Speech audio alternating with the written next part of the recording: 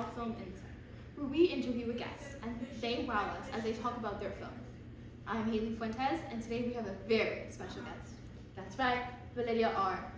She's the director of the award-winning film, The Magical Sweater. She also played the magical fairy throughout the film, and today we're going to talk about the film that she helped produce. So Valeria, how does your product engage with audiences, and how will it be distributed as real media text? Hello, and thank you for having me in your show. It is indeed a great honor. Yes, our main priority for our product was to appeal to a wide range of audiences. And we did this by making sure our film appealed specifically to those who enjoy comedy, those who are fantasy lovers, and those who love a great adventure. Wow, what a diverse audience. But tell me, how do these audiences differ from one another? That is indeed a great question. Well, for starters, we have the people who enjoy the genre of comedy. These kinds of audiences are entertained through humor, the most common comedic formats like jokes, satire, irony, wit, and that can influence storytelling, social critique, and to create audience engagement. Because of its entertaining aspects, it can be used to talk about real-world experiences while still releasing tension in a humorous way. This powerful genre can neutralize audiences by reducing resistance to difficult or sensitive topics such as racism and women's suffrage more accessible. Instead of pursuing topics in a more informational-based approach, comedic films motivate people to engage in social issues in a more engaging approach. That is very interesting indeed. Tell me, is it the same way for people that enjoy fantasy? Well, not necessarily. In the genre of fantasy, it is purely made up of speculative fiction that explores supernatural themes that otherwise don't occur in the real world, such as magic and imaginary worlds and creatures. This kind of genre mainly reconnects to themes like good versus evil or heroism. And what's even better about this genre is the endless unrealistic rules you can make throughout the film, which I think is a bonus because you can develop a plot that is not even possible in real life, which means the imagination is endless. Oh, how fun it would be to imagine and create whatever you want in your own film. Perhaps I should add some adventure into mine? Oh, why yes. If anything, create a film that appeals to only the genre of adventure. This genre mainly focuses on stories of danger with many risks as well as exploration, usually characterizing protagonists on heroic quests. Characters may also face an extreme environment to create more tension in the adventure.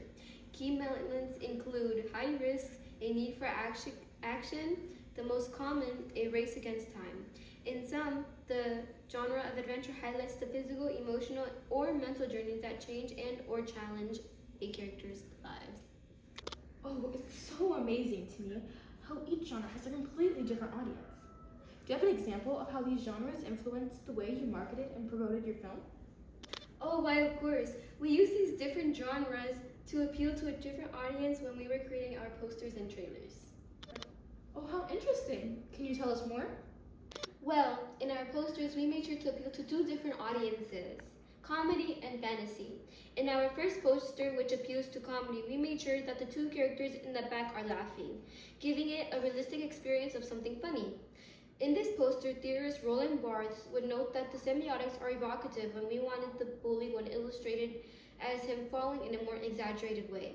The sign of exaggeration appealed to the comedy genre by giving off that humorous vibe. Moreover, the implementation of words, school just got a whole lot funnier, highlights the comedic moments that will be provided throughout the film. On the other hand, our second poster appealed to the genre of fantasy. Because of the illustrations, it consists of such as the dragon, magical dust, the navy blue of the deep sky. Roland Barthes would again note that these signs can be anything, a shot type, a color, anything in the mise-en-scène. And in this case, it would be in our illustrations that usually fall under the genre of fantasy to give more meaning. Moreover, the orange flames that revolve around the magic sweater adds to the magical feel as it signifies its magical powers. Not only does the ugly sweater, but also the fairy, as the audience can see a magical blue orb that also represents unknown powers of some sort. Lastly, the gold font of the title gives it that magical feel by using gold, an element to give off an exotic vibe. The incorporation of Roland Barthes is a nice touch into the amazing insight you've given us. Now, are these different genres incorporated in your trailers? Well, in our first trailer, I made sure to appeal to the genre of adventure. We made sure that the trailer appealed to the audience of adventure by using phrases such as, for the upcoming big adventure, in the beginning of our film to let the audience know that there is a big adventure ahead of them throughout the film. At the end of the trailer, we used the phrases, the adventure awaits, to leave the film in a mystery and hope to leave the audience in a question of what kind of adventure this will be. Near the end of the film, we used the part where the bullied one gets transported to White and eventually to the new realm to notify the audience of the new adventure that awaits the bully one. In this scene, theorist Roland Barthes would note that the semiotics are clear when the transition of White will reveal the quest he is about to fulfill. In our second trailer, I also made sure to appeal to the genre of comedy through the diegetic sound of the music. The music is featured in a joyous and happy mood to further emphasize the funny moments in our film.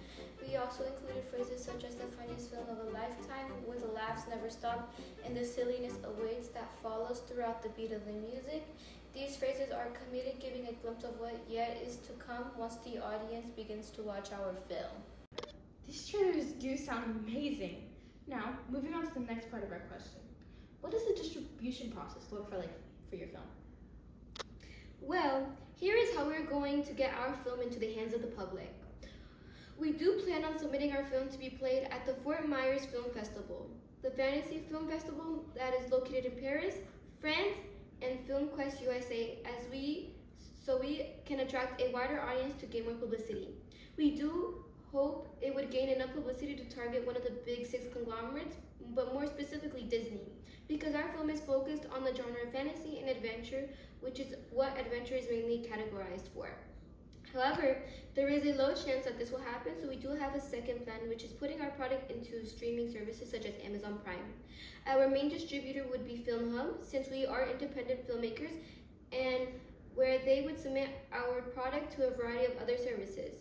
By using Film Hub, we can get data insights for Amazon, Future Today, Roku, YouTube, and Apple TV, and film, as well as a promotion of titles and access advanced insights with Relay by subscribing to Pro. We plan on setting up a GoFundMe to help raise money to keep paying for the Pro subscription on Film Hub. If nothing works, our last resort is to submit our film onto YouTube. How exciting this is for you and your product. After successfully reaching one of the big 6 conglomerates, Disney, how do you plan to market your film? To begin with, in both of our film merchandise sets, we made backpacks, shirts, stickers, and hats so that our merchandise is open to a diverse audience. We made sure that one set of our merchandise we created appealed to the audience of fantasy. We did this by using bright, magical colors like hot pink and teal to bring out a happy and magical vibe. We also made the magic sweater more sparkly and used brighter colors to enhance the look of fantasy. We also used keywords such as magic inside, and confidence, chaos, and magic, and believe in your magic to connect the phrases and the purpose of our film together. We also made sure that our second set of merchandise appealed to the audience adventure by using colors such as hunter green, different shades of brown and orange, since the colors are adventurous. We also made sure to include a background before us with a treasure box, since these are examples of an adventure. We also made the backpacks look like travel backpacks so that those who love to travel and be adventurous can wear them. I'm excited to buy this merchandise myself. But how do you plan on marketing your film in terms of social media? We have created 2 separate social media pages, one on TikTok and the other on Instagram. We created these 2 social media pages to let our followers go along with us doing our production, as well as our new merchandise drops. On our TikTok page, we had created a filter where people can virtually try on the magic sweater on themselves in hopes they would buy our sweater that we created, in which we partnered with Chanel for.